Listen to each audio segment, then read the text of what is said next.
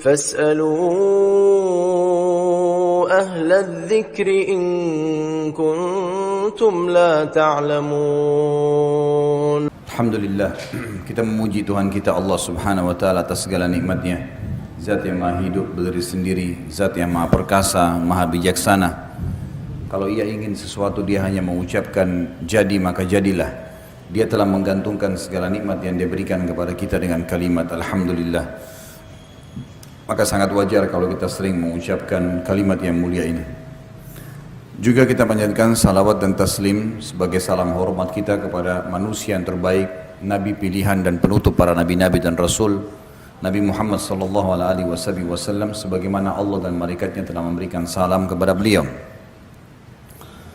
Masih dalam bahasan kiat-kiat mempertahankan rumah tangga, dan berarti kita sudah membahas 3 poin. Rumah tanggamu adalah ibadahmu, maka ikhlaskan niatmu karena Allah. Itu yang pertama. Yang kedua, anggota keluargamu adalah aset amal jariah dan kunci surgamu. Yang ketiga, jalankan tugasmu dan kewajibanmu. Dan sebagai kata pembuka, saya mengingatkan kembali, rumah tangga itu adalah asas daripada masyarakat. Baik rumah tangga, masyarakat akan baik. Generasi manusia akan baik. Buruk rumah tangga, buruk semuanya. Dan orang-orang yang ada di rumah tangga dimulai dari suami, istri, yang akhirnya nanti akan punya anak menjadi orang tua, anak-anak, kemudian kerabat secara umum. Jadi kalau ini semuanya baik di dalam, pendidikannya baik, yang ditanamkan adalah perintah-perintah Allah, meninggalkan larangan-larangannya, maka akan aman rumah tangga itu dan akan aman masyarakat. Setiap suami istri harus meyakini dan menyadari kalau dia adalah seorang pegawai di sebuah perusahaan. Perusahaan itu namanya rumah tangga. Pemilik perusahaan ini namanya Allah subhanahu wa ta'ala, Tuhan kita. Siapapun yang patuh pada pemilik perusahaan, menjalankan tugas-tugas dan kewajibannya, gajinya, bonusnya akan dia dapatkan. Maka ini ibarat saja, contoh supaya mudah kita fahamin. Saya bilang sama istri saya sama kamu sama-sama pegawai. Kita kerja di satu perusahaan namanya rumah tangga. Pemilik perusahaan ini Allah. Dan Allah sebagai pemilik perusahaan telah menjanjikan setiap orang di antara kita yang menjalankan tugas-tugasnya, maka akan diberikan balasan. Lakukanlah semua tugas itu bukan karena saya juga bukan karena kamu, tapi karena Allah subhanahu wa ta'ala. Setiap pasangan suami istri menjalankan tugas dan kewajibannya karena Allah tidak akan pernah jenuh. Walaupun mungkin pasangannya punya kekurangan, dia akan bisa menerimanya dan dia berusaha membantunya karena dia tahu itu kewajiban pasangannya. Seorang suami kalau tahu istrinya salah, tidak layanin dia misalnya, tidak menjalankan kewajibannya mendidik anak, tidak sholat, dia tahu itu kewajiban istrinya. Istrinya akan dihukum kalau dia tidak ingatkan. Berbahaya bagi si istri. Maka suami kalau karena Allah berumah tangga, dia akan menasihatin istrinya bukan karena hak dia, bukan. Justru karena dia khawatir si istri masuk neraka, dihukum sama Allah. Sama sebaliknya, pahami poin ini penting ya. Sama sebaliknya seorang istri pada saat dia lihat suaminya sedang berbuat salah atau ada hak dia belum dikasih, misal nafkah, misal pendidikan, perlindungan, jangan dia menegur suaminya karena dia itu terlalu pendek, terlalu dangkal. Tapi dia harus berpikir bagaimana mendapatkan pahala dari pasangannya. Saya khawatir kalau kamu nggak berikan nafkah kepada saya, kamu berdosa dengan Allah. Si suami berkata sama istrinya, saya khawatir kalau kau tidak layanin saya, kamu malah dihukum sama Allah, Tuhanku dan Tuhanmu. Kembalikan selalu kepada Allah subhanahu wa ta'ala. Ini akan membuat pasangan suami istri tahu. Bukan hanya sekedar yang membuat kita punya hak dari pasangan kita siapa? Allah. Yang menjanjikan balasannya Allah, yang melanggar, yang hukum siapa? Allah. Maka harus kembali kepada itu semua. Rumah tangga yang seperti ini asasnya akan bahagia, tenang sekali, karena semua yang melanggar hukum Allah akan diluruskan, semua yang sesuai dengan hukum Allah akan didukung, maka akan aman rumah tangga itu. Jadi punya landasan. Siapapun yang membangun rumah tangga ini karena tahu dia sedang menjadi pegawai tanda kutip Allah di sebuah perusahaan namanya rumah tangga, dia kalau kerjakan tugas-tugasnya maksimal akan dapatkan bonus dan gaji maksimal. Dia kalau mencuri, melanggar, berkhianat, maka akan dihukum, diancam, gitu kan, diancam. Dan ancaman Allah SWT bukan cuma sekedar dipecat kayak perusahaan keluar masih bisa kerja tempat lain, enggak, dimasukin di api neraka, dibakar, disiksa, semua sudah jelas gitu kan. Jadi seorang muslim punya landasan yang tepat dalam rumah tangganya. Baik, pilar yang keempat sekarang, untuk mempertahankan rumah tangga setelah menjalankan tugas dan kewajiban, kenalilah karakter pasanganmu. Kenalilah karakter pasanganmu. Bapak Ibu sekalian, laki-laki Allah ciptakan memang berbeda sama perempuan. Perempuan diciptakan memang berbeda sama laki-laki. Berbeda secara fisik. Jelas beda. Dari banyak hal, gitu kan? Postur tubuh ada perbedaan. Juga karakter berbeda. Laki-laki lebih cenderung kepada akal fikirannya. Dan yang menggunakan akal fikiran dalam kehidupannya selalu mempermudah permasalahan. Perempuan Allah berikan kepada dia perasaan yang lebih dominan. Karena laki-laki akal fikiran yang digunakan untuk memecahkan banyak permasalahan. Kalau seorang laki-laki sudah buntu dalam satu hal, misalnya menagih hutang, dia akan berpikir untuk mencari jalan keluar lain. Kalau ada sesuatu yang mentok di satu kegiatan, bisnisnya bangkrut, dia akan cari usaha lain. Orang pakai akal langsung masalah solusi, itu gunakan akal pikiran. Orang, dan ini ya hal yang dibutuhkan oleh seorang pemimpin. Perempuan terdominasi dalam dirinya perasaan, karena memang dia butuh perasaan. Anak-anaknya ya butuh perasaan. Butuh diperhatikan, suaminya butuh diperhatikan, dia butuh merawat rumahnya, butuh perasaan. Perasaan ini lebih cenderung kepada ya, memecahkan permasalahan dengan tangisan, memecahkan permasalahan dengan perasaan, merasa putus asa. Orang kalau tadi laki-laki misalnya nagih utang, pakai perasaan, maka mereka tidak tega nagih, atau malas nagih, atau putus asa. Tapi perempuan, ini kalau perasaan perempuan ditarik, perasaan itu ditarik kepada masalah laki-laki, dia tidak bisa ketemu.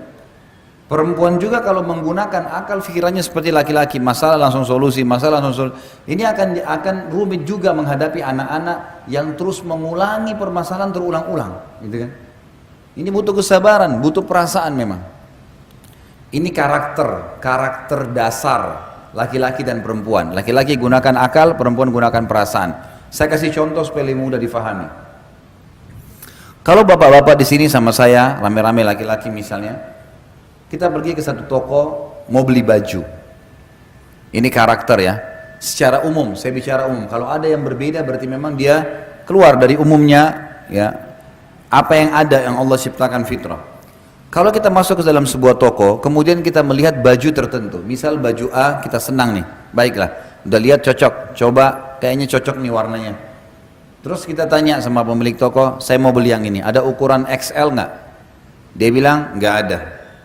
Kira-kira apa yang anda lakukan sebagai laki-laki? Kalau saya, sama nggak kira-kira?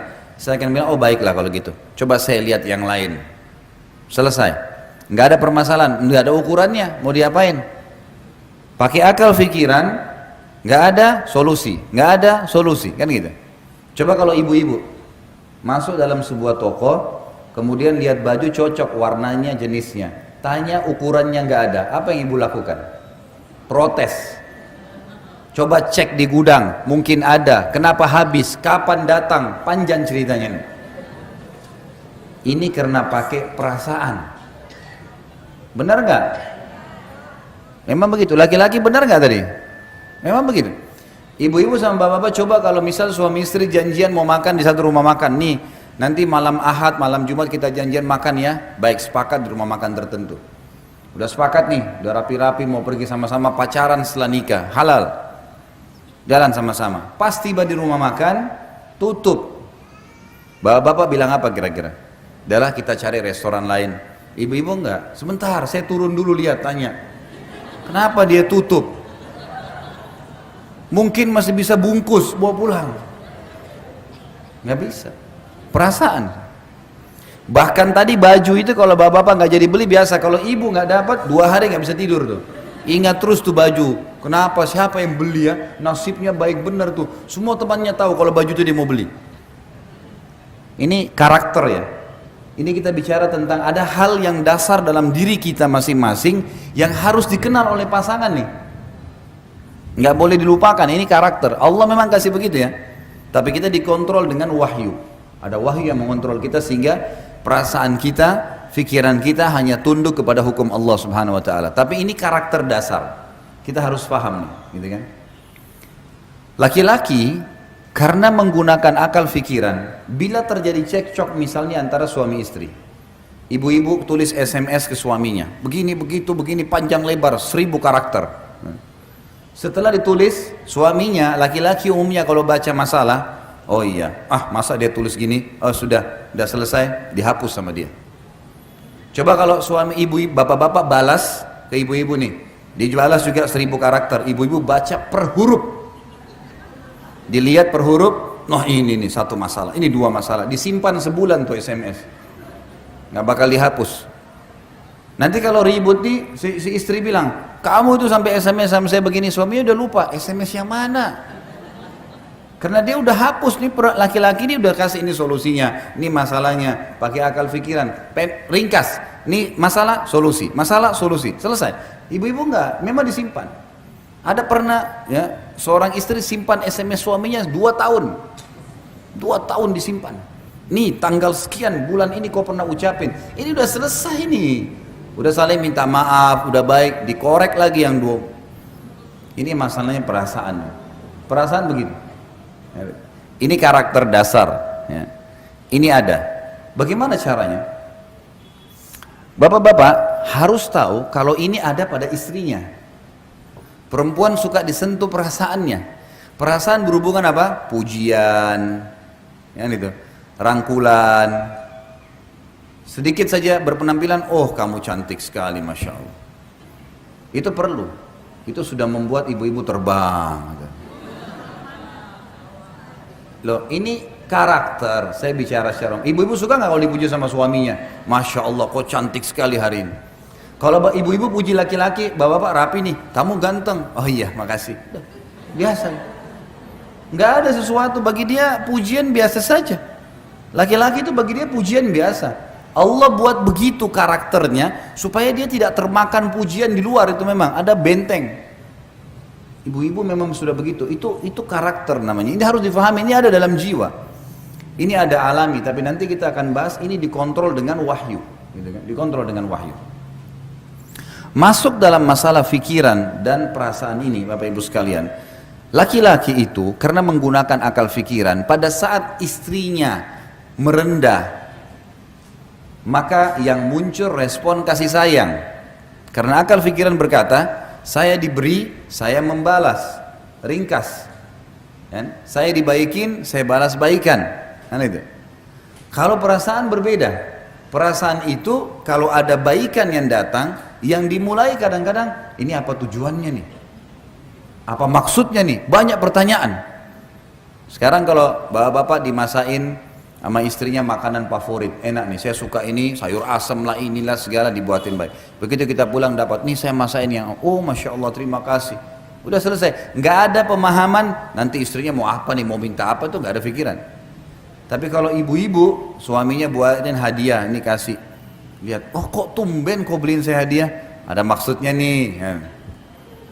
Larinya ke perasaan, itu ada. Saya pernah bilang sama istri saya dan saya sengaja survei ke rumah tangga saya, sebab saya sampaikan di pengajian.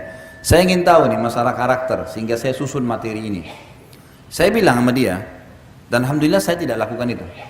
Kalau saya duduk di atas kursi dan kamu duduk di bawah di sebelah saya sebagai laki-laki muncul perasaan kesian, sayang, melindungi, menaungi. Karena si istri merendah. Bapak-bapak kira-kira kalau istrinya baik, santun, merendah, tambah sayang nggak? Sayang atau nindas? Bapak-bapak nih jawab jujur. Saya mesti siapin cambuk di sini. Kalau ada yang jawab selain saya cambuk. Karena memang itu karakter, pasti akan muncul naungan, sayang, perhatian, gitu kan? Karena ada jiwa kepemimpinan. ada sifat tadi, karakter yang memiliki akal fikiran, dia memimpin. Makin benar jalannya, makin patuh, makin disayang. Saya bilang sama istri saya, coba kita balik, ibu-ibu di sini misal. Ini saya bicara global. Ya kan? Kalau kamu duduk di kursi, saya bilang, lalu saya duduk di bawah, apa yang kau bilang sebagai perempuan? Saya sudah menguasai dia. Ya. Lain, perasaan tuh tunduk sama saya. Bukan seperti laki-laki yang larinya kenaungan, perlindungan.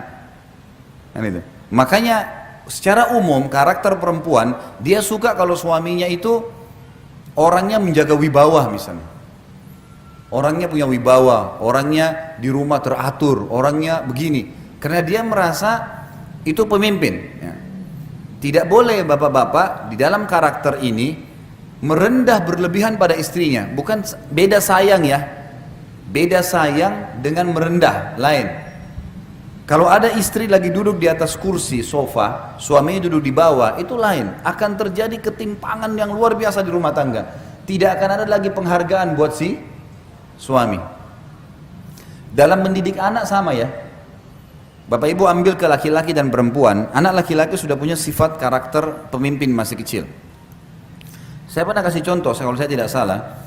Anak laki-laki kalau kita ambilin nasi, kemudian ditaruh di depannya, dilempar sedikit, nih makan nak, sengaja. Yang terjadi anak laki-laki itu tidak mau makan. Dia akan ambil nasi, dibongkar-bongkar sama dia. Rasa tercoreng. Pemimpinnya ada. Kalau anak perempuan kita kasih, ini nak makan, sedikit dilempar, dia makan saja, biasa. Tidak ada sesuatu yang dijadikan beban, gitu kan? Dia tidak langsung menganggap, oh ini orang seperti apa, enggak. Ini salah satu yang masuk dalam karakter. Sifat kepemimpinan ada pada diri laki-laki dan lebih. Jadi ibu-ibu harus bisa tahu, suami selalu pakai akal pikiran dan ada sifat kepemimpinan, dia makin dijunjung, makin diposisikan pada posisi pemimpin, dihargai pendapatnya dan dia akan makin responnya menaungi. Bapak-bapak harus tahu, ibu-ibu itu harus dinaungin, dilindungi, disayang, gitu kan, diperhatikan. Maka itu akan mendatangkan respon yang sama. Jadi harus berimbang, harus berimbang. Ibu-ibu harus tahu, bapak-bapak tidak suka sering ditelepon. Benar nggak ibu-ibu sini, suaminya suka ditelepon nggak? Coba kalau telepon 1 hari 5 kali, dimarahin sama dia. Kenapa kau telepon terus? Karena laki-laki maunya dia kalau di luar rumah kerja. Bapak-bapak harus juga imbangi, perempuan punya perasaan, suka kalau diperhatikan, suka ditelepon. Imbangin nih. Berarti laki-laki ada waktu lowong telepon istrinya. Perempuan tidak boleh terus-terus rong-rong suaminya. Bahkan kadang-kadang subhanallah suaminya lagi online, memang lagi telepon sama orang urusan kerjaan, ditelepon sama dia. Ini menunggu nih. Telepon sampai 10 kali, kerang kering, selesai telepon itu tutup. Begitu baru angkat, bukan assalamualaikum, kok saya telepon 10 kali nggak diangkat? Orang lagi kerja. Nah, itu. Baik kalau suaminya sabar tuh, iya tadi saya dijelasin sama dia, saya telepon, saya begini. Kadang-kadang enggak, saya kan lagi kerja, assalamualaikum. Nah, kan jadi masalah. Dan ini sekali lagi, setelah cekcok begini misalnya, nanti pulang ke rumah nih, suami pulang ke rumah, dia sudah lupa tuh tadi masalah telepon tuh. Laki-laki tuh kalau masuk rumah, dia udah lupa tadi tuh. Dia masuk, dia pikir nih istrinya akan sambut, makan, tiba-tiba makanan nggak ada, istrinya cemberut, nggak mau lagi pakai baju tidur yang dia suka. Loh, kenapa kamu ini? Tadi kamu SMS atau tadi kamu telepon begini. Dibawa tuh 7 jam di rumah suami, 7 jam dia menderita di rumah. Jadi harus diimbangin nih. Ini mengenal karakter pasangan penting. Yang kita ingin datangkan di sini adalah karakter ini ada. Sebagaimana ada potensi berbuat baik, potensi berbuat buruk. Ya. Maka kita harus imbangin, dikontrol dengan wahyu. Laki-laki bisa mengenal pasangannya seperti itu perasaannya, maka dia berusaha mengimbanginya. Perempuan mengetahui kalau laki-lakinya begitu karakternya, dia bisa mengikutinya. Kan itu. Ini poin-poin tadi yang saya ingin titik beratkan. Dan mengenal karakter adalah hal yang paling mendasar, salah satu hal yang mendasar pilar dalam mempertahankan rumah tangga. Kemudian yang kelima, pilar yang kelima, hati-hatilah dari musuh yang selalu mengintaimu. Hati-hatilah dari musuh yang selalu mengintaimu. syaitan. Jangan mudah minta cerai bagi perempuan, dan jangan mudah menceraikan bagi laki-laki. Apa sebabnya nih? Hadis Bukhari. Nabi SAW bersabda, iblis memiliki singgasana di lautan. Setiap hari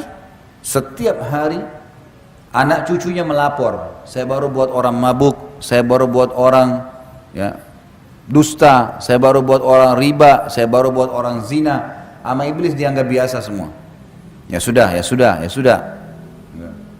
Pas ada anak cucunya mengatakan saya baru menceraikan suami istri, sama iblis diangkat, didudukan di singgasananya, berhenti tugas. Udah, yang penting sudah rusak satu rumah tangga, cerai, itu sudah prestasi yang paling tinggi dikejar oleh iblis. Kenapa? Rusaknya rumah tangga, ributnya suami istri, Bapak Ibu sekalian, akan mengacaukan seluruh masyarakat. Karena kalau ribut dua orang saja suami istri, sudah cukup seluruh keluarganya juga ikut ribut. Lingkungan teman-temannya semua juga ikut ribut, pro kontra. Kalaupun terjadi cerai, anak-anaknya jadi kacau semuanya. Secara kejiwaan masih muda, masih anak-anak, semua terpukul secara kejiwaan. Mau ketemu ayahnya, ibunya nggak kasih. Mau ketemu ibunya, ayahnya nggak kasih, dan seterusnya. Jadi memang cerai itu target utama iblis. Makanya hati-hati. Kata para ulama, kalau di luar rumah ada 5 syaitan atau 10 syaitan mendampingi seorang yang beriman, mencari untuk menggodanya, maka dalam rumah tangga ada 1000 syaitan. Kadang-kadang masalah kecil, mungkin suami bisa tersinggung hanya karena lupa dibuatin teh atau kopi, atau dicuciin bajunya oleh istrinya.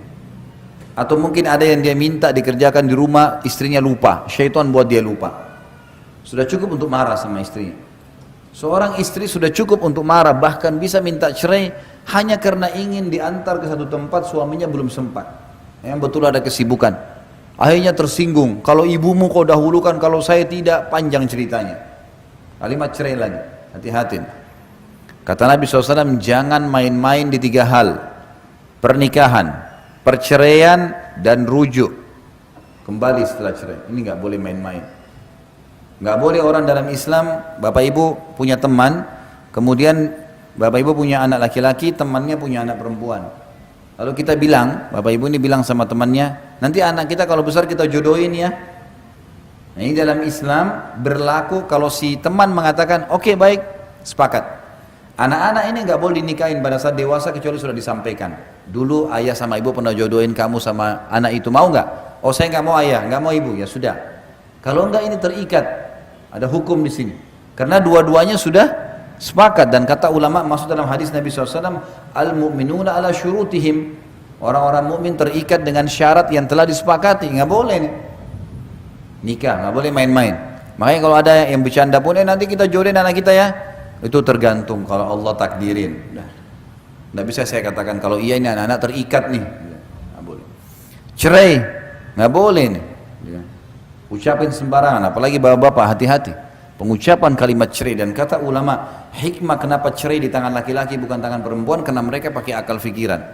Kalau mau menceraikan masih berpikir nih, ini kedepannya bagaimana, ini nanti bagaimana, anak bagaimana, panjang nih ceritanya. Kalau perempuan tidak, pokoknya ceraikan saya tidak mau tahu, besok apa terjadi ini urusan nanti. Padahal kalau sudah diceraikan pergi ke rumah orang tuanya, nyesel juga nanti, jadi masalah juga nanti. Banyak orang begitu. Berapa banyak akhwat muslimat yang tanya kepada saya, Ustaz, saya nyesal Ustaz, saya sudah sering tekan suami saya minta cerai, sekarang akhirnya saya diceraikan, saya mau kembali sudah susah. Suami saya sudah sering ucapin sampai 3 kali. Ya hukum syar'i. Kenapa ibu main-main? Gak boleh main-main. Bapak-bapak juga gak boleh main-main nih. Darurat sekali baru diucapin kalimat itu. Betul-betul patokannya adalah pelanggaran agama.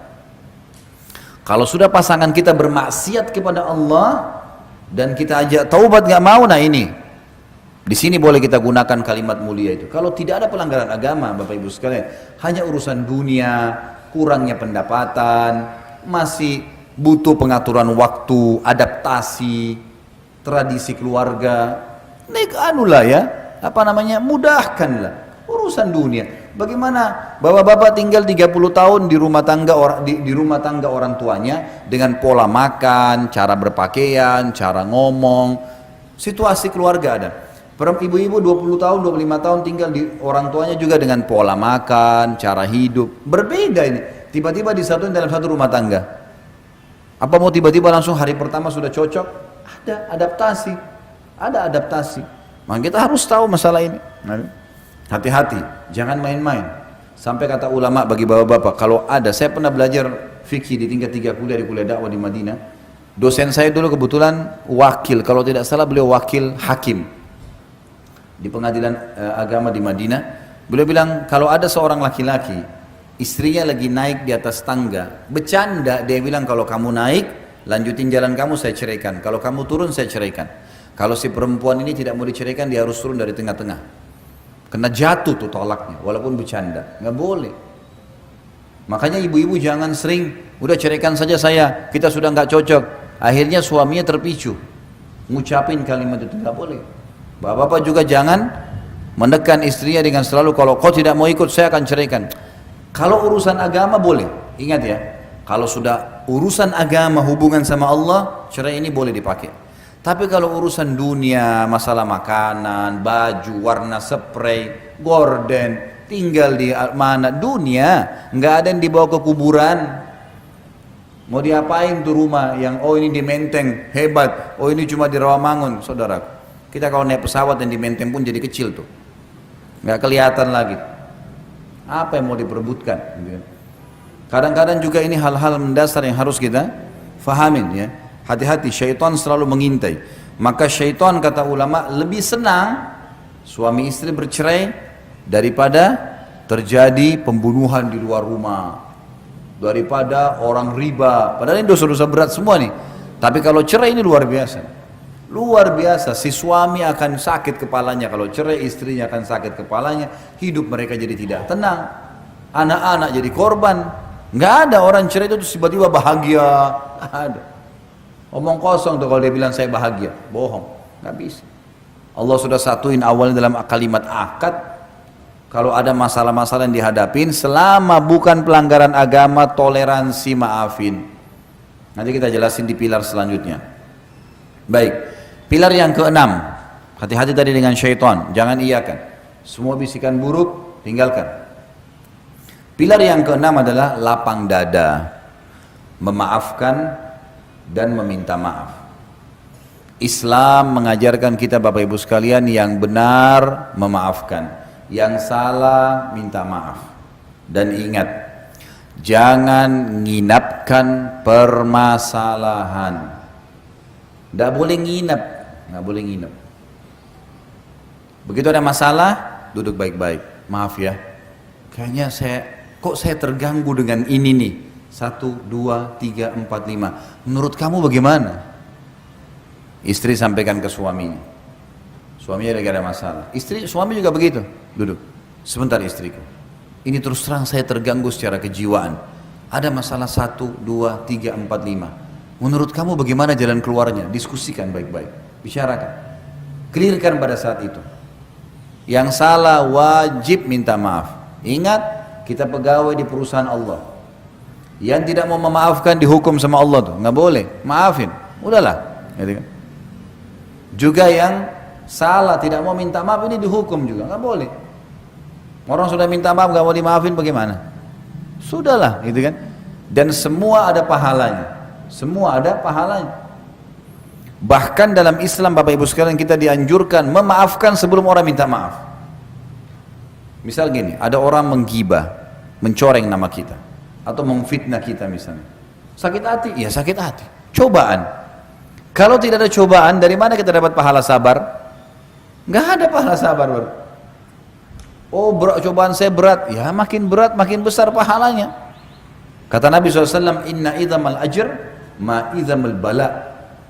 Pahala yang diberikan oleh Allah bobotnya akan seberat cobaannya. Cobaan makin berat, makin besar pahalanya. Bahkan cobaan ini Bapak Ibu sekalian ada 2 manfaat besar yang banyak orang Islam tidak tahu. Padahal ini dalam agama mereka. Yang pertama, cobaan itu akan memaksa dia tanda kutip dekat dengan Tuhannya. Dan kita akan jauh dari kemaksiatan. Kita kalau lagi ada cobaan, ada penyakit, ada masalah, Tidak ada peluang bagi syaitan untuk membuat kita berbuat dosa tuh. Diajak teman-teman ngumpul-ngumpul, buang-buang waktu. Aduh, lagi ada masalah. Nggak deh, nanti lain waktu. Dan kalau dia lagi ada masalah, berdoa, ibadah sama Allah, pasti khusyuk, enak tuh. Kalau dia berdoa, nangis, kembali kepada Allah ya, dia kembali, itu luar biasa. Luar biasa. Dia akan rasakan kenikmatan doa. Bahkan kalau kita lagi ada masalah, kita berdoa sama Allah, bisa nangis, bisa curhat sama Allah, itu tidak bisa kita rasakan kenikmatannya itu kalau lagi tidak ada masalah. Semua orang menghadapi masalah, Nabi SAW menghadapi masalah, apalagi kita manusia biasa. Tapi cobaan ini datang untuk mendatangkan pahala sabar, gitu kan? Dan kita juga jadi tahu, ya dapat pengalaman dan banyak hal. Dan kita makin dekat dengan Allah SWT. Yang kedua, cobaan itu kalau datang teman-teman sekalian tujuannya untuk meninggikan derajat, mengampuni dosa.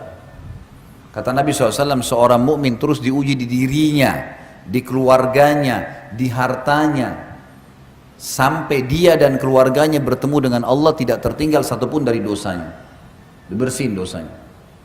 Cobaan-cobaan akan datang harian, ini, itu, ini, hadapi, pecahin, selesai, hadapi, pecahin, sudah ada pahala. Dan kata ulama, cobaan yang jenis kedua ini, ada derajat-derajat di surga yang orang tidak bisa jangkau, misalnya kecuali dengan 100 tahun sholat malam, 100 tahun puasa, 100 tahun haji, 100 tahun bakti dengan orang tua. Umurnya orang ini cuma 60. Tapi karena keimanannya, Allah mau dia sampai ke derajat itu. Bagaimana caranya? Diuji dengan penyakit 10 tahun. Diuji buka usaha 3 kali bangkrut. Mungkin nanti yang keempatnya baru dia bisa. Diuji orang tuanya yang cerewet, mertuanya, iparnya yang suka datang masalah. Ujian. Hadapi. Hadapi, suka duka kehidupan. Film itu tidak ada yang nonton kalau tidak ada penjahatnya, tidak ada cerita suka dukanya. Kalau datar aja, nggak ada yang nonton, nggak laku filmnya. Riwayat kehidupan, harus ada suka duka. Kita kalau kena hujan nih, lagu hujan-hujan begini, basah. Pengalaman, basah tapi pengalaman. Ada kenikmatan tersendiri kalau dinikmatin tuh. Kalau bahasa saya itu nikmatin prosesnya. Proses dinikmatin. Lagi sakit nih, bangun pagi flu. Oh iya, sabar. Sabar itu terima takdir Allah, kemudian ikhtiar, gitu kan? Kita bangun flu, alhamdulillah. Allah masih uji saya. Mudah-mudahan jadi pengampunan dosa, peninggian derajat. Lalu ikhtiar minum obat. Sabar, nikmatin prosesnya. Karena kita biar ngerutu pun, cobaannya ada ajalnya, pasti sampai selesai. Ada saatnya dia akan selesai. Jadi kita harus lapang dada, menerima, termasuk sini menerima kekurangan pasangan. Tapi ingat, yang punya kekurangan tidak boleh tinggal dalam kekurangannya, berubah. Orang mukmin harus meningkat menjadi lebih baik dari sebelumnya. Nggak boleh vakum. Saya gini orangnya, kau terima silakan, tidak terima nggak usah. Nggak boleh dong. Itu bodoh namanya. Masa kalau dia kurang kemudian dia tidak mau berubah? Fair, terima. Oh iya baik, saya akan berubah. Bantu saya ya. Ayo sama-sama. Suami istri harus begitu. Nggak, kalau kamu nggak mau terima ya sudahlah.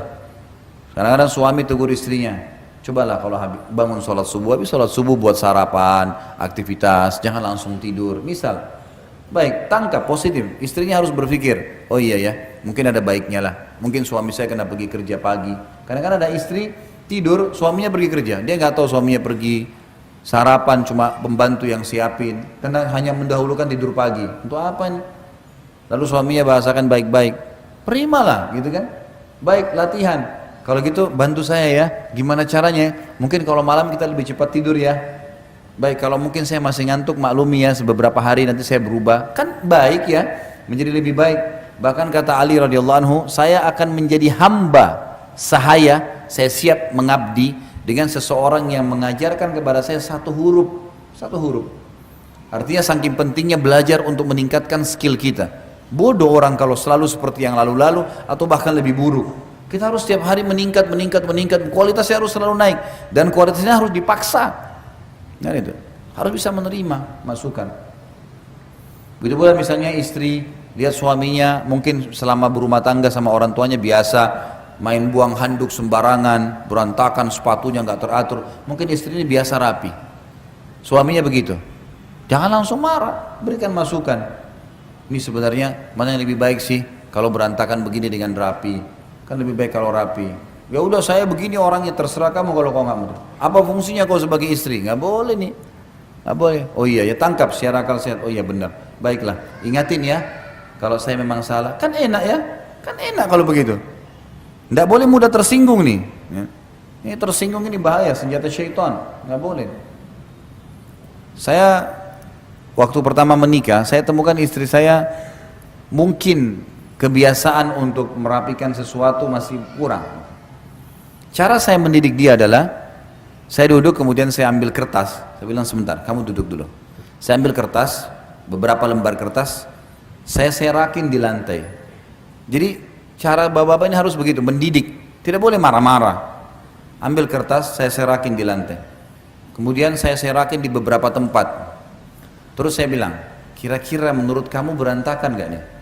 Berantakan. Baik. Sekarang lihat ya, sederhana. Saya pungutin tuh kertas semuanya, saya satuin, saya taruh di atas meja. Hilang tuh tadi pemandangan berantakan. Bagus gak kelihatan? Bagus. Ini yang saya mau. Ini yang saya mau. Cuma ini saja, merapikan. Alhamdulillahnya dia faham. Gitu kan? Bisa kita berikan masukan. Tapi yang penting dua-duanya memang harus lapang dada nih. Jangan sampai si perempuan tidak mau diperbaiki atau si laki-laki tidak mau diperbaiki, ini bahaya. Ini kalau mau rumah tangganya bertahan ya, kita bicara masalah pilar mempertahankan rumah tangga. Insya Allah itu rumah tangganya abadi, insya Allah. Bukan cuma dunia, sampai di akhirat. Karena orang mukmin tahu kalau tidak cerai, mereka akan bersama di surga juga. Artinya abadi nih. Sekali akad maka akan sampai di sana. Ini penting ya. Jadi harus bisa lapang dada, memaafkan dan meminta maaf. Tentu banyak hadis-hadis ya yang berbunyi tentang masalah ini.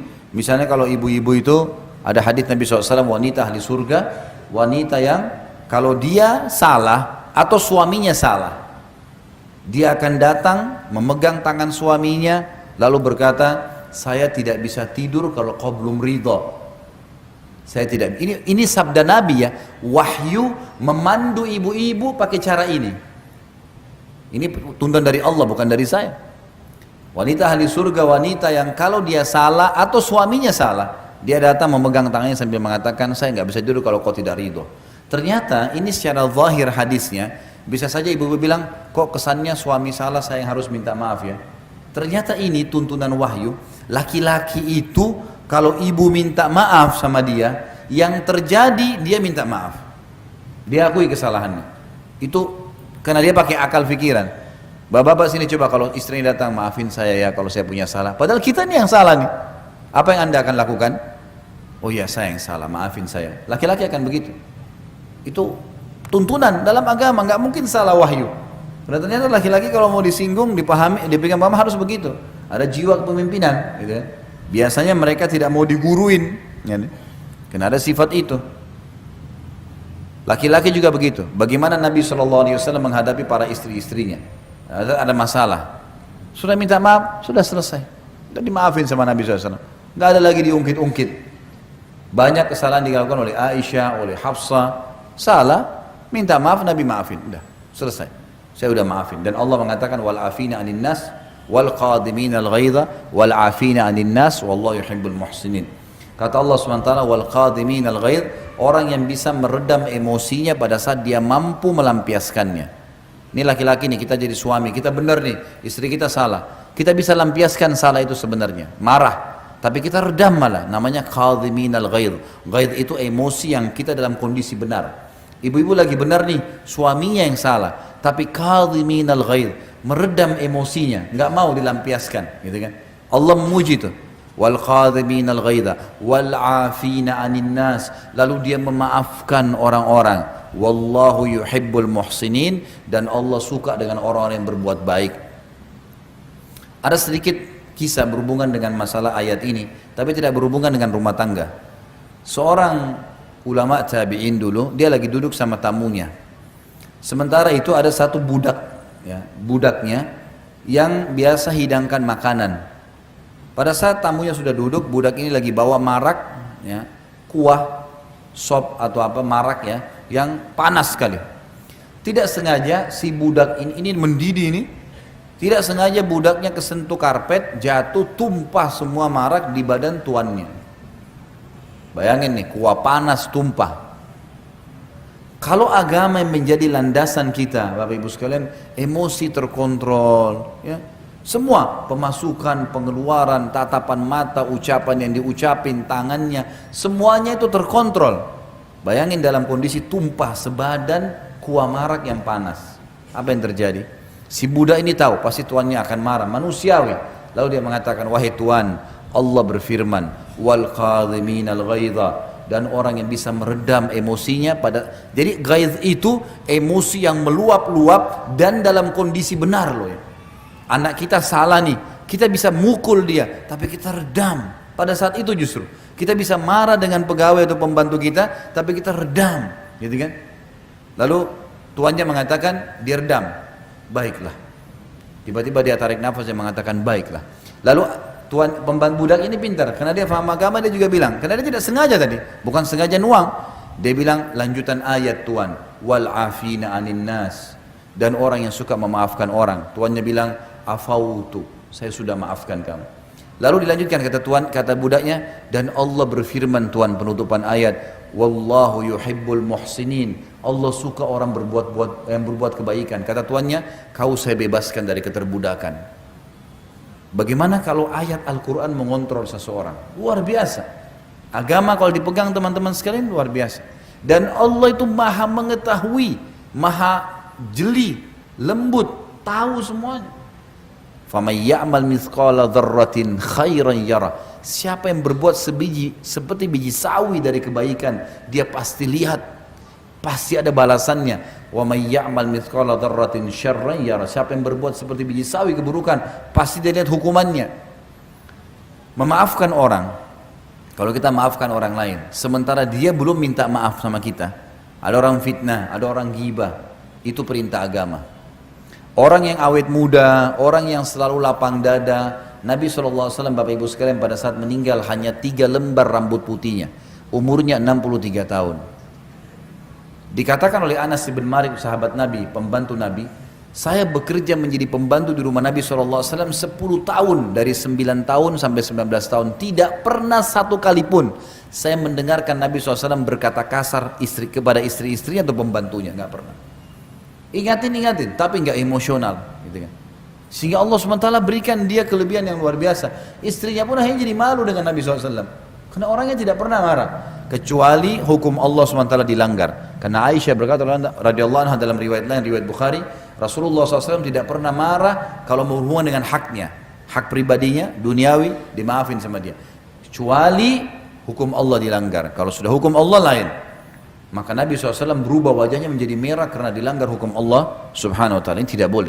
Nabi SAW mengingatkan dengan sangat tegas kalau masalah ini. Tapi tetap juga Nabi menggunakan ketegasan bukan kekerasan. Beda ya. Tegas itu ini boleh, ini nggak boleh. Jangan lakukan, ini lakukan.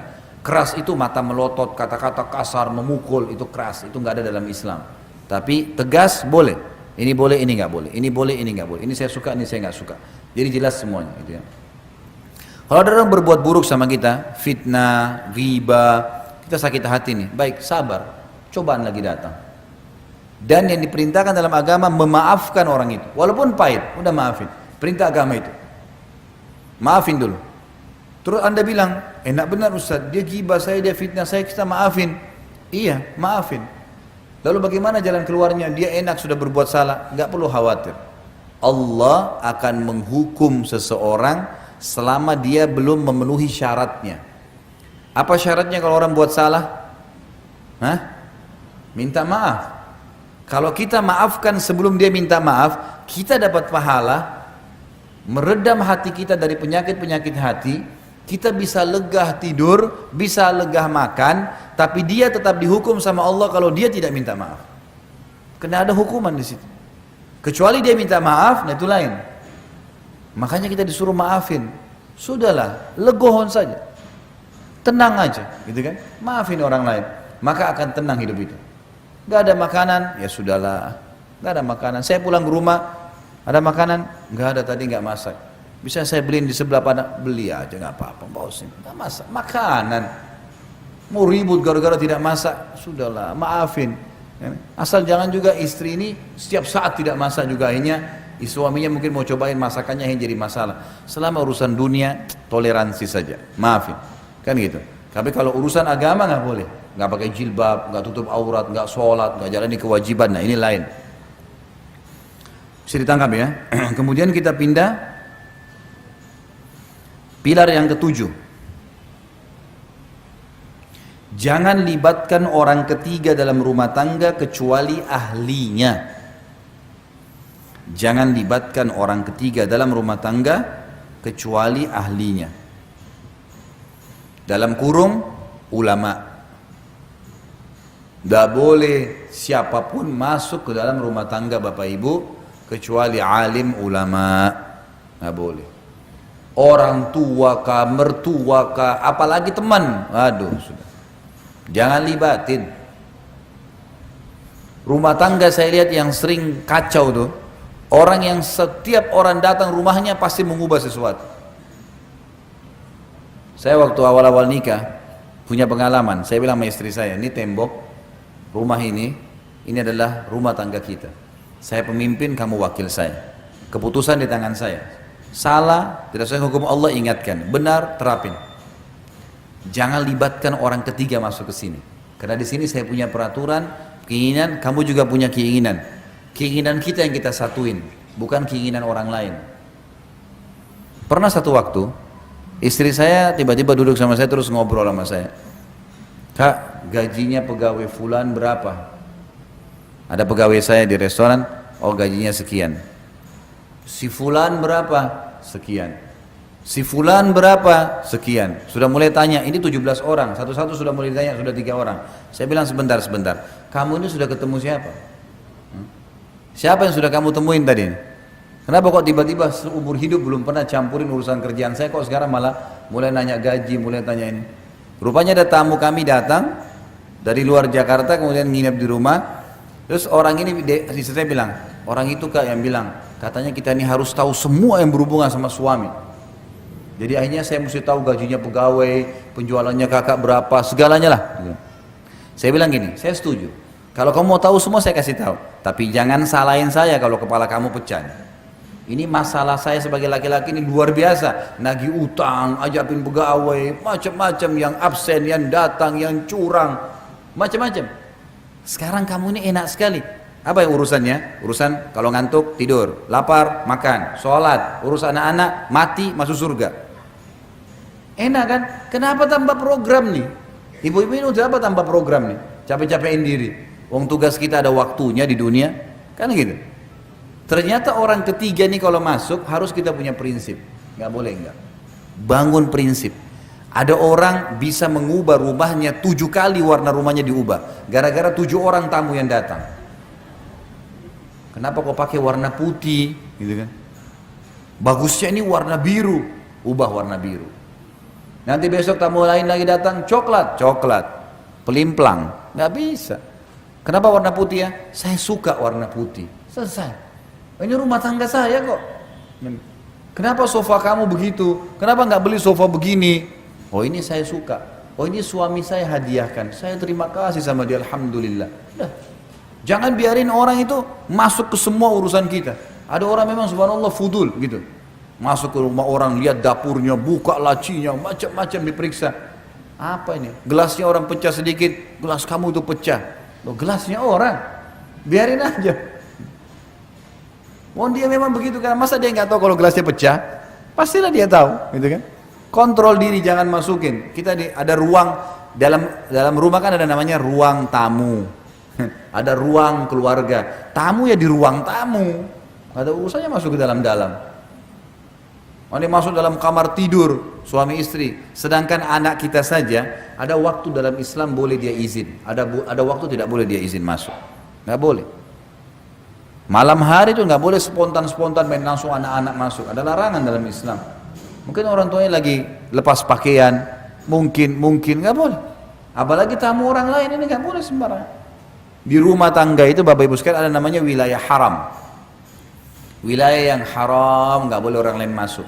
Kamar tidurnya Bapak Ibu nggak boleh orang lain masuk. Tidak boleh, jangan masuk. Kita juga kalau punya anak-anak menikah jangan masuk di kamarnya anak kita, nggak boleh, jangan masuk.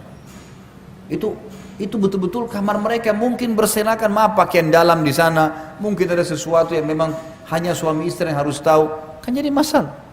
Untuk apa ini? Nggak perlu, gitu kan? Ini ada wilayah haram.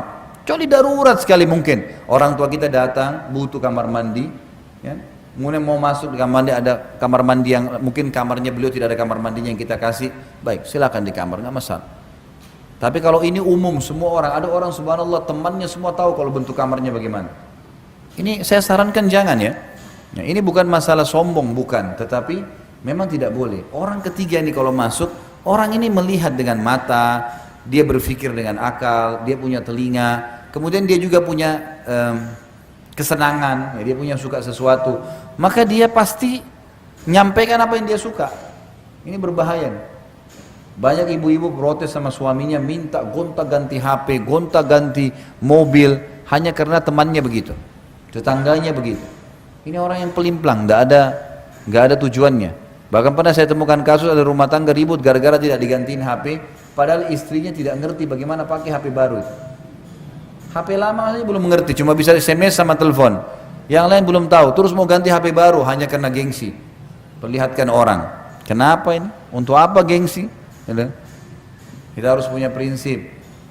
Ini harus ditanamkan. Rumah tangga kita punya cara sendiri, gitu kan? Ini penting untuk diketahui agar jangan sampai sembarangan. Nah, orang-orang yang bisa kita ceritakan tentang permasalahan kita hanya ahlinya, alim ulama, karena mereka akan memandu kita kepada jalan keluar agama. Banyak orang punya masalah rumah tangga, orang tuanya dilibatkan. Orang tuanya sendiri punya masalah rumah tangga.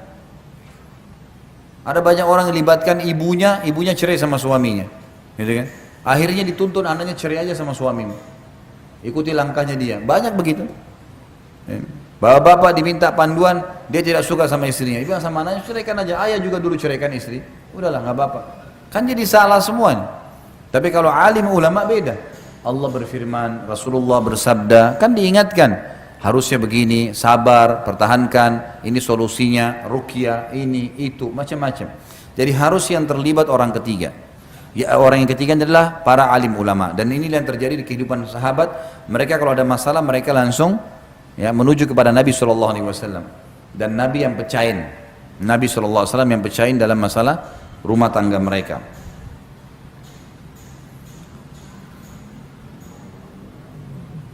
Yang kedelapan, pilarnya adalah Islam asas rumah tanggamu, maka terapkan syariatnya, bentuk suasana dan kondisi islami.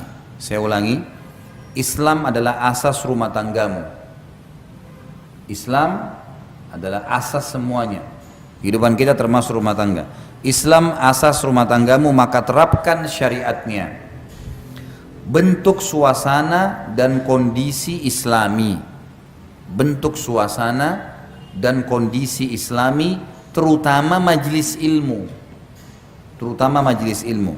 Ini yang banyak hilang dari rumah tangga kaum muslimin nih. Jadi kita harus sepakat, rumah tangga itu harusnya asasnya Islam. Bukankah banyak di Indonesia suaminya namanya Muhammad, istrinya namanya Aisyah, tapi nggak ada figur Muhammad dan Aisyah di diri mereka? Anaknya, ibunya pakai jilbab, anaknya nggak pakai jilbab. Yang diputar setiap hari di rumah penuh CD-CD, semuanya lagu-lagu rock, ya, pop dan seterusnya. Nggak ada Al-Quran, nggak ada tilawah. Lebih parah lagi, tidak ada majelis ilmu. Bapak ibu sekalian, majelis ilmu kayak bapak ibu luangin waktu begini, ini kalau bapak ibu lihat pahalanya hari kiamat, berharap 24 jam di majelis ilmu, sisi pahala. Sisi yang lain, tidak ada orang bubar dari majelis ilmu jadi buruk, nggak ada. Kecuali memang itu bukan majelis ilmu ya, memang orang yang buruk, bukan alim, bukan seorang dai yang benar. Tidak ada orang kalau nyampaikan wahyu Allah, hati lunak. Kita pulang itu bawa ilmu, bawa iman, berubah jadi lebih baik.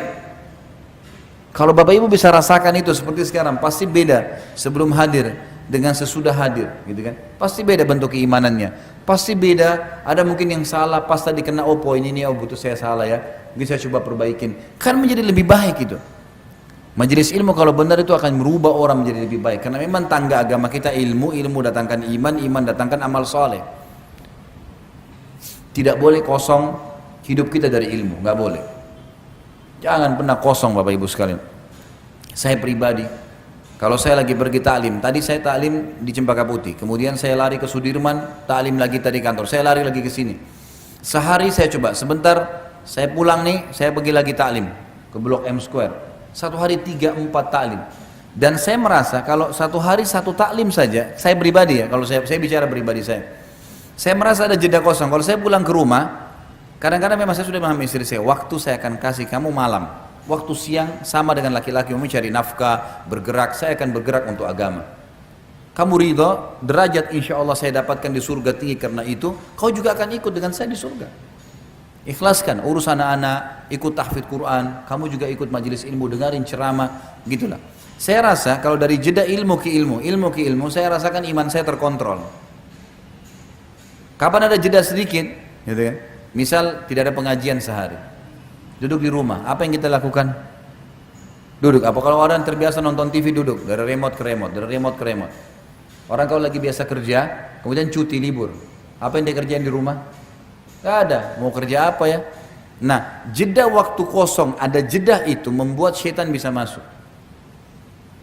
Kalau kayak sekarang saya pakai motor, kalau biasa saya bawa mobil, dari taklim ke taklim, kalau jaraknya tidak terlalu jauh, di mobil pun saya dengar lagi ceramah saya sendiri.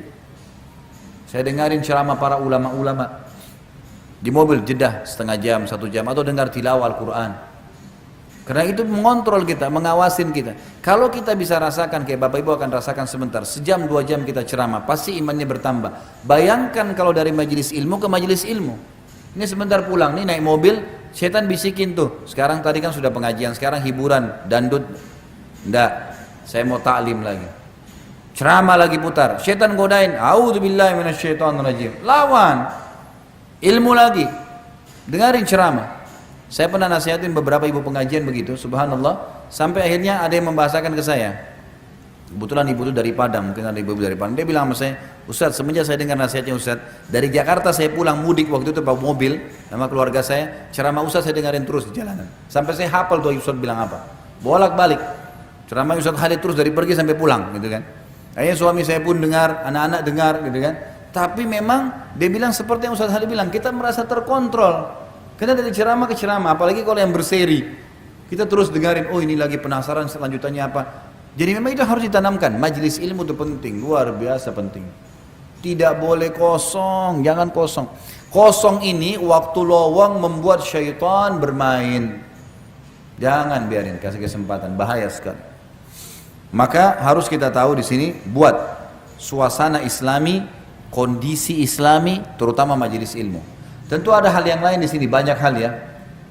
Seperti busana, Bapak Ibu sekalian. Biasakan pakai busana muslim, busana muslimah. Anak-anak dari kecil, bayi pun dipakai jilbab. Anak-anak saya alhamdulillah dari bayi pakai jilbab.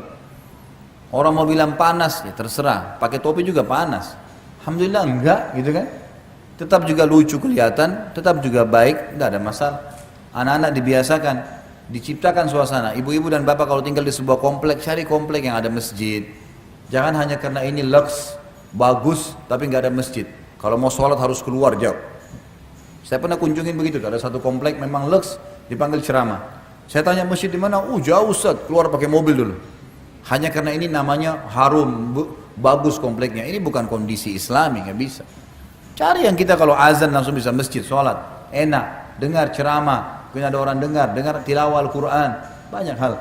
Harus kondisi dan suasana Islami. Di rumah jauhi patung-patung, nggak boleh ada ini. Ini subhanallah saya lihat ada orang-orang saya nggak ngerti ya. Semoga Allah kasih hidayah. Buat patung di depan rumahnya, patungnya sudah jelek, gendut, pakai pentungan. Ditanya kenapa taruh patung ini, bisa bela dari pencuri. Dari mana pencuri kencingin tuh patung? Ini saya nggak ngerti ya, gimana pikirannya tuh? Jelek patungnya, bukan patung bagus, jelek. Pendek, gendut, pegang pentungan, ngusir pencuri. Emang pencuri diketawain tuh patung. Ini dibodoh-bodohin sama dukun nih. Makanya dukun tuh orang tidak normal. Bukan orang normal tuh, orang tidak pintar. Jangan diikutin. Harus suasana. Dan saya sudah bilang, saya ingatkan kembali, beli buku judulnya Rumah-rumah Tidak Dimasuki Oleh Malaikat. Ini buku penting sekali untuk dimilikin. Dalam buku itu dijelaskan ada siapa tuh malaikat, siapa tuh syaitan. Kemudian ya diikuti lagi dengan ada 30 jenis rumah yang tidak dimasuki oleh malaikat. Dan ini juga cara kita kalau mau membangun rumah, ikutin itu. Jadi jangan ikutin lagi feng shui, itu nggak boleh, udah itu non muslim. Kayunya nggak boleh beginilah, ini nggak boleh tamannya begini, nggak boleh cahaya dari sini. Semua khurafat, nggak ada dalam Islam. Ada panduan sendiri. Baca di buku itu, insya Allah kita akan dapatkan. Kurang lebih harganya 27.000, 30.000 rupiah saja. Baik, jadi di sini Islam adalah asas rumah tangga. Semua yang berbau Islam diterapkan. Sering salam, bapak ibu masuk kamar anak, salam, assalamualaikum nak, warahmatullahi wabarakatuh, biasakan. Saya ke masjid dekat rumah, anak saya umur 2 tahun lebih saya bawa sama-sama ke masjid. Saya semuanya tidak sangka, saya memang tidak berpikir sebelumnya. Begitu saya naik motor, lewatin ikhwah-ikhwah yang biasa dekat-dekat rumah saya ikut sholat di situ. Karena kadang-kadang kalau saya jadi imam, saya kultum. Kemudian pada saat saya jalan menuju ke masjid, saya bilang assalamualaikum warahmatullahi wabarakatuh. Setiap lewat assalamualaikum, sunnahnya memberi salam. Anak saya ini rumahnya perhatikan nih, cuma 2 tahun lebih, belum bisa ngomong jelas. Subhanallah, begitu saya pulang dari masjid, dia ikut sama saya di mobil, di motor. Sebelum saya salam sama orang-orang yang lewat, dia yang salam, kum, semua. Disalamin semua sama dia. Tertanam bagaimana ke masjid. Dia kalau azan tolak, abati, Allahu Akbar, disuruh sholat. Dia ingatin saya suruh sholat. Karena saya biasa bawa ke masjid. Lihat bagaimana kita ciptakan itu pada diri mereka. Tertanamkan suka ke masjid, sudah mulai salam sama orang. Kadang-kadang kalau saya mau memberi sesuatu, saya kasih ke anak-anak saya. Ini kasih ke orang itu. Dia tahu berberi, membagi, gitu kan? Bagaimana dia memberi, sedekah, kita kasih. Anak-anak saya sekarang alhamdulillah setiap orang miskin, abati orang miskin tuh, berhenti mobil, kasih. Mereka tunjukin tuh, karena saya tertanam. Bayangkan anak-anak terdidik sampai dewasa, sudah terbiasa lihat orang miskin langsung berhenti kasih. Tanamkan itu, Islam yang ditanamkan dalam pikiran mereka. Bukan malah kalau makan, udah makan nak, enggak usah kasih orang, kamu kenyang duluan dulu. Mana cara didikannya? Islam asasnya harusnya begitu. Baik, selanjutnya yang ke-9. Jam berapa azan? Hah? Ini mau dilanjutin atau pertanyaan? Hah? Lanjutin, baik. Yang ke-9, nasihat menasihati. Nasihat menasihati. Ini perintah agama. Kata Nabi SAW, ad-dinun nasihat. Agama ini adalah nasihat. Jadi kita saling mengingatkan, saling menasihati. Ibu-ibu harus bisa menerima kalau dinasihati sama suaminya. Bapak-bapak juga harus bisa menerima kalau diberikan nasihat oleh istrinya, gitu kan? Landasan hukumnya adalah hadis riwayat Bukhari. Nabi SAW pernah waktu di Sulhu Hudaybiyah. Tahu Hudaybiyah ya? Hudaybiyah itu sekitar 80 km dari Mekah. Bapak Ibu kalau lagi umroh, coba negosiasi sama travelnya, minta kami bisa nggak mampir ke Hudaybiyah. Hudaybiyah itu biasanya banyak peternakan unta, dan orang kalau mau beli susu unta biasa di situ. Hudaybiyah. Jadi biasa kalau mau ke Madinah dari Mekah, kalau Mekah dulu baru ke Madinah, itu biasanya bisa lewat Hudaybiyah, gitu kan? Yang jelas di Hudaybiyah ini pernah ada kejadian di zaman Nabi SAW, beliau keluar sama 1.400 orang sahabat mau umroh, tapi oleh orang Quraisy ditahan di Hudaybiyah, nggak boleh keluar, nggak boleh masuk Mekah. Sahabat-sahabat waktu itu geram, mereka kebetulan pakai ihram tapi bawa pedang, lalu mereka mengatakannya, Rasulullah kita lawan saja nih. Nabi SAW mengatakan tidak boleh, tidak ada perintah Allah. Kalau Allah perintahin jihad kita lawan, kalau enggak boleh. Malah turun wahyu, Allah menyuruh kita pulang ke Madinah. Udah mengalah, tapi dijanjikan kita akan menguasai Mekah nanti. Nabi SAW waktu menerima wahyu harus pulang ke Madinah dan sepakat buat sulhu Hudaybiyah, kesepakatan Hudaybiyah. Kesannya poin-poinnya kayak menyudutkan umat Islam. Tapi itu sebenarnya ada maslahat-maslahat yang Allah lebih tahu. Karena Allah bilang terima dan pulanglah ke Madinah, gitu kan? Nabi SAW sempat bilang, ayo kita pulang ke Madinah, perintah Allah. Sahabat-sahabat waktu itu masih pada duduk sambil pegang pedang, berharap ada perintah lain, perang aja, 1.400 serang Mekah sekalian. Nabi SAW masuk ke dalam kemah, yang ikut pada saat itu adalah Ummu Salamah, istri Nabi SAW yang lebih tua daripada beliau. Duduk lalu berkata, ya Rasulullah, ada apa? Kata Nabi SAW, dan ini juga ibu-ibu boleh, kalau suaminya lagi bingung, lagi kelihatan sedih, datang nanya, ada apa? Kata Nabi SAW, Allah perintahkan mereka untuk pulang ke Madinah, dan sebelum pulang orang kalau pergi umroh dan tertahan, misal kita lagi berangkat umroh atau haji, di tengah jalan harus pulang, misal terjadi peperangan, nggak bisa gitu kan, dan sudah melewati tempat niat miqat, maka harus cukur, tahallul, baru bisa ganti baju biasa, gitu kan. Nah di sini Nabi SAW suruh tahallul, cukur rambut kalian dan kita pulang ke Madinah. Sahabat-sahabat masih duduk, bukan mau membangkang dengan Nabi SAW, tapi mereka masih berharap ada wahyu yang turun menyuruh perang, gitu kan. Maka Nabi SAW masuk dan berkata kepada Ummu Salamah, saya khawatir azabnya Allah turun nih, karena sudah ada perintah Allah kita belum kerjakan. Sahabat-sahabatku masih berharap perang, Allah larang, Allah suruh pulang ke Madinah. Lalu kata Ummu Salamah, ini nasihatnya, ya Rasulullah, tidakkah anda memulai mencukur rambut anda duluan? Anda keluar, cukur rambut duluan depan mereka. Kata Nabi SAW, pendapat yang baik. Nabi keluar, panggil tukang cukur, langsung gundul. Waktu sahabat lihat Nabi gundul, semua saling cepat gundul rambut mereka. Takut pada saat itu karena Nabi sudah kerjakan. Maka dicukur sampai kepala mereka ada yang berdarah. Tapi kita ambil pelajaran apa? Nasihat Ummu Salamah kepada Nabi SAW. Tapi ingat, adab.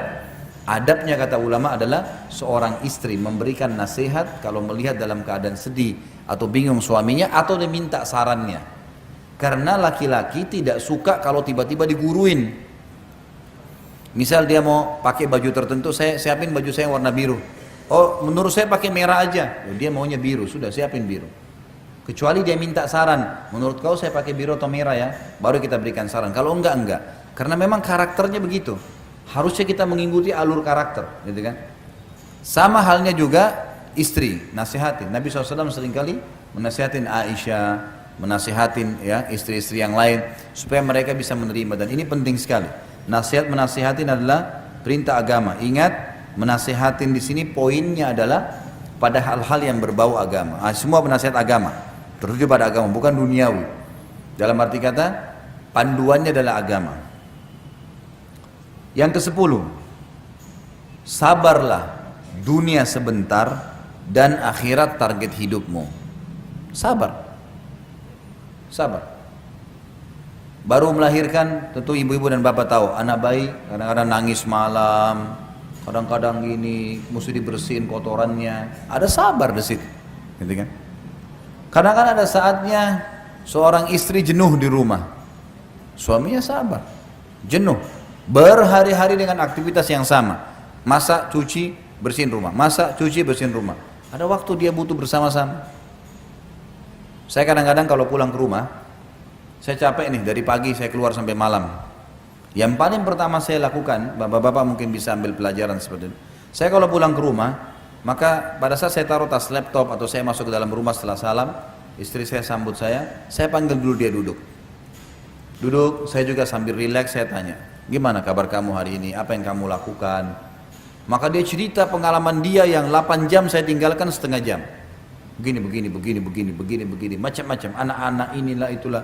Ada yang perlu saya tanggapin. Yang tidak, oh iya, baiklah, sabar. Gini, udah setengah jam. Ternyata ibu-ibu ini karena tadinya menampung 8 jam nunggu suaminya, dia juga butuh didengar. Oh tadi anak-anak ini ada yang jatuh, ada begini, ada yang telepon, ada yang datang, ada yang... Bapak-bapak jangan egois, dengar tuh. Kalau bapak-bapak tidak buka diri untuk menerima keluhan istri, dia keluhan ke laki-laki lain nanti. Nggak boleh. Nanti kalau sudah laki-laki lain curhat baru masalah. Jangan. Dengarkan. Coba duduk dengarin. Itu ternyata setelah setengah jam semua unek-uneknya sudah hilang, habis. Saya nggak minta diaturin makan. Tiba-tiba, lupa mau makan ya. Ya makan. Silakan siapin makan, tidak apa-apa. Saya juga sambil rileks. Istri saya juga akhirnya tungguan penantian dia 8 jam selesai. Karena saya dengarin masalahnya. Yang perlu saya tanggapin, yang tidak, gitu kan, selesai.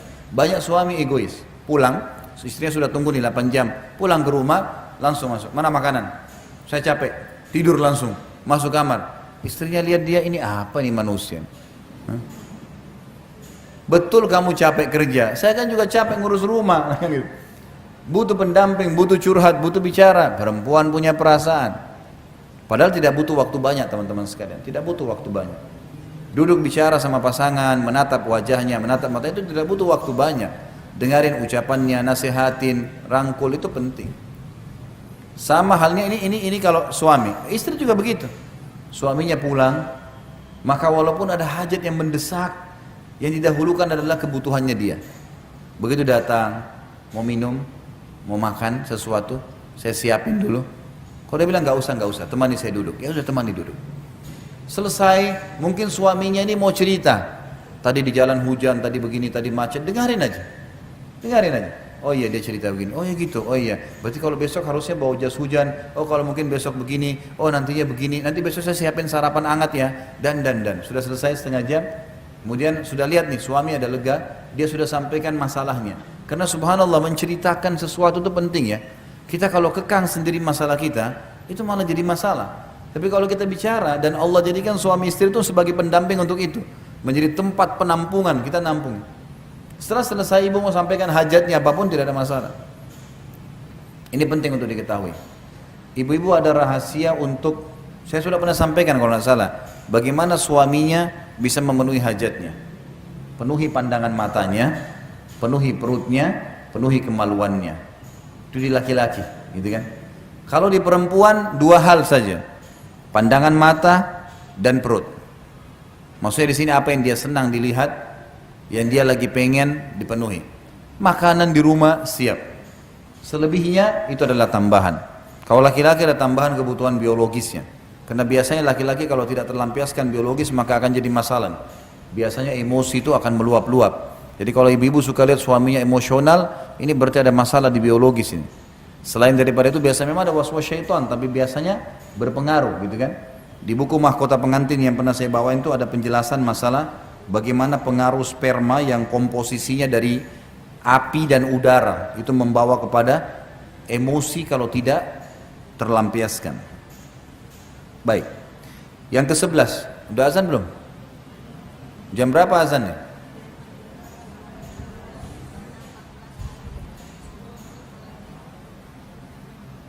Berapa menit lagi? 10 menit lagi ya. Baik. Yang keberapa sekarang?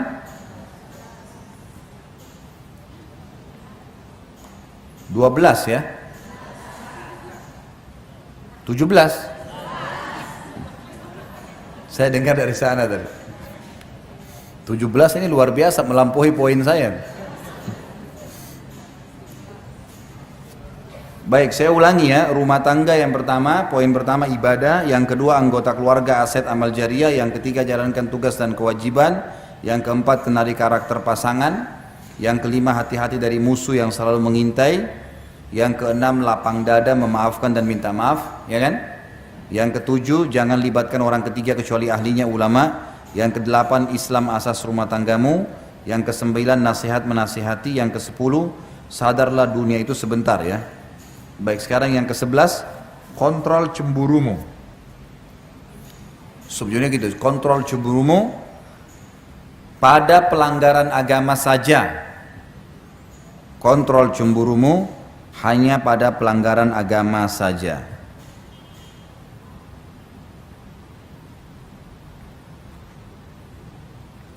Cemburu adalah sebuah nilai positif dalam Islam. Tapi dia sebuah potensi yang bisa benar bisa salah. Laki-laki yang tidak cemburu pada istrinya disebutkan dalam agama dengan dayyuth. Dayyuth itu adalah laki-laki yang membiarkan suaminya pada pelanggaran agama karena dia suka. Misal dia kena cinta sekali sama istrinya, dia nggak tega, sudahlah istrinya nggak apa-apa nggak pakai jilbab, istrinya nggak apa-apa nggak sholat, istrinya nggak apa-apa durhaka sama orang tuanya dia, sama mertua. Itu semua tidak boleh. Dayyuth namanya, nggak boleh. Dalam Islam haram, gitu kan? Dia tidak boleh, ya, dia harus punya kecemburuan. Seorang istri juga punya kecemburuan terhadap suaminya. Tapi kecemburuan ini harus pada pelanggaran agama saja. Tidak benar dalam Islam kalau ada suami atau istri cemburu dengan anaknya. Misal, ada banyak terjadi begitu. Istrinya sibuk urus anaknya, suaminya datang, tetap anaknya terus dipenuhi. Suami cemburu, masa anak terus kamu urus, kamu nggak urus misalnya. Gimana caranya dia cemburu sama anak sendiri? Ibu-ibu gitu, kalau anak-anaknya minta sesuatu langsung suaminya beli. Kalau dia mungkin masih ditunda sama suaminya. Masa anak-anak minta langsung dikasih, kalau saya ditunda. Masa anak dicemburuin gitu kan? Nggak nyambung ini. Ya. Nggak boleh cemburu dengan orang tua. Masa kalau orang tua kamu dahulukan, kalau saya enggak. Nggak boleh. Ibu-ibu hati-hati. Bapak-bapaknya harus tetap bakti dengan orang tuanya walaupun sudah menikah. Ibu harus mendukung suaminya supaya sering kunjungin orang tuanya.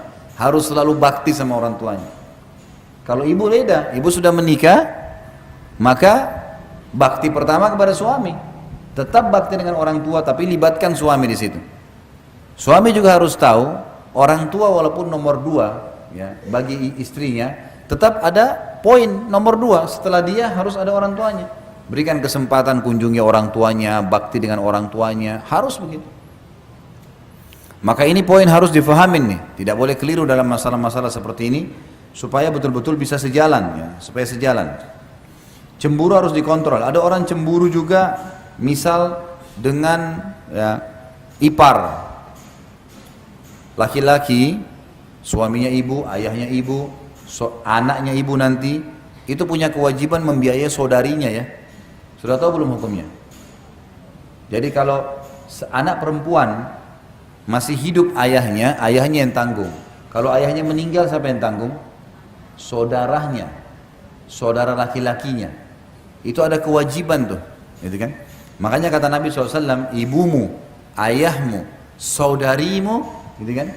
Baru kemudian pindah ke kerabat-kerabat yang lain. Jadi memang dia punya hak tuh.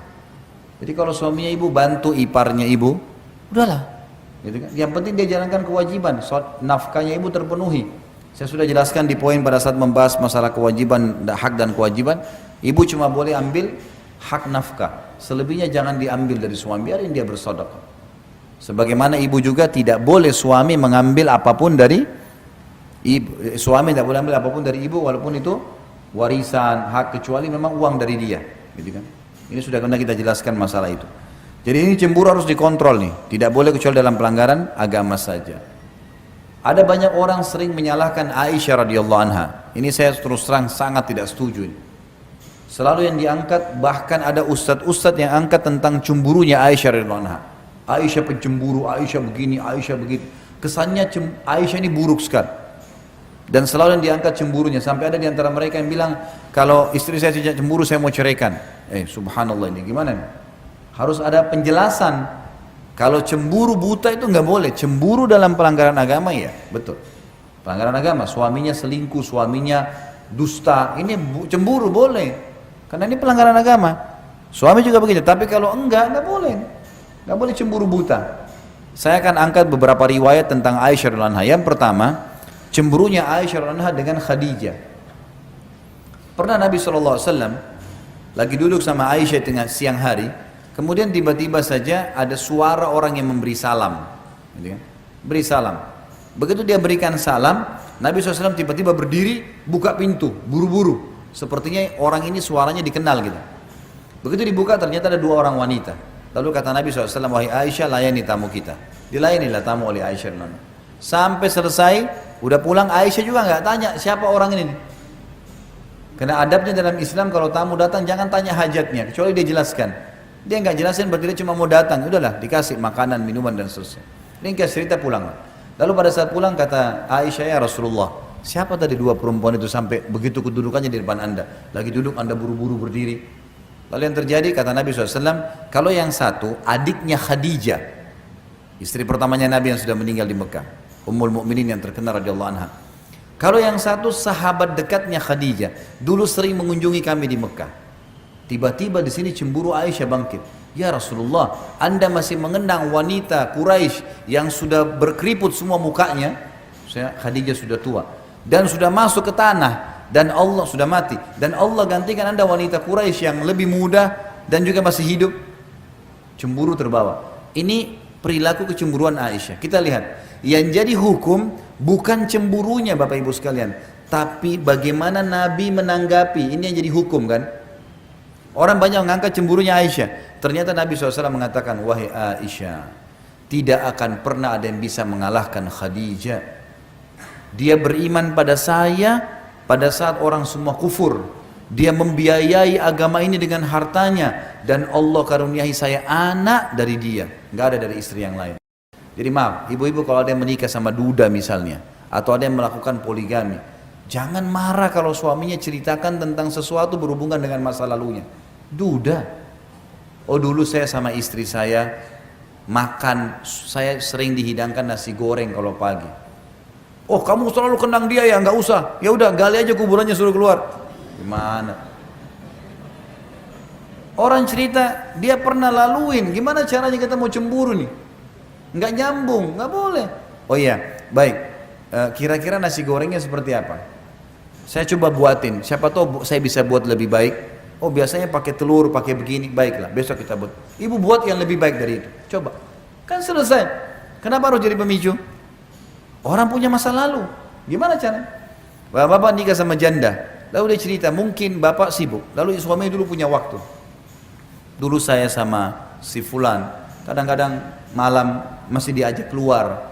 Makan nasi goreng pinggir jalan. Saya pengen waktu berdua. Jangan langsung tersinggung bapak-bapak. Oh iya, maaf ya, mungkin saya kurang di situ. Saya akan luangkan waktu, kan gitu. Rangkul itu, ambil, sehingga akhirnya kita bisa menjalin rumah tangga yang benar. Udah azan ya. Kita tutup sampai sini insya Allah. Nanti kita lanjutkan lagi kalau Allah masih mudahkan ada kesempatan. Masih ada beberapa poin yang belum dibahas insya Allah. Semoga saja apa yang kita bahas hari ini bermanfaat dan juga Allah jadikan tambahan di timbangan amal kita hari kiamat. Dan juga semoga seluruh yang belum dapat hidayah dimudahkan dapat hidayah, yang sudah dapat hidayah dimudahkan untuk mengamalkan. Semua yang pernah berbuat salah, berbuat dosa dimaafkan oleh Allah Subhanahu wa taala. Seluruh yang sudah mati dari muslimin diampuni dosa-dosanya, dari orang tua kita, dari kerabat kita. Dan juga semoga seluruh muslimin di Palestina, di Syria, di Yaman, di Irak diberikan kemenangan oleh Allah Subhanahu wa taala, dan juga Allah partisipasikan kita bersama mereka di pahala, dan semoga Allah satukan kita di surga firdausnya tanpa hisab, sebagaimana Allah satukan kita di majlis ilmu yang mulia ini. Kalau benar dari Allah, kalau salah dari saya mohon dimaafkan. Subhanakallahumma bihamdika asyhadu an la ilaha illa anta astaghfiruka wa atubu ilaik. Wassalamualaikum warahmatullahi wabarakatuh. فاسألوا أهل الذكر إن كنتم لا تعلمون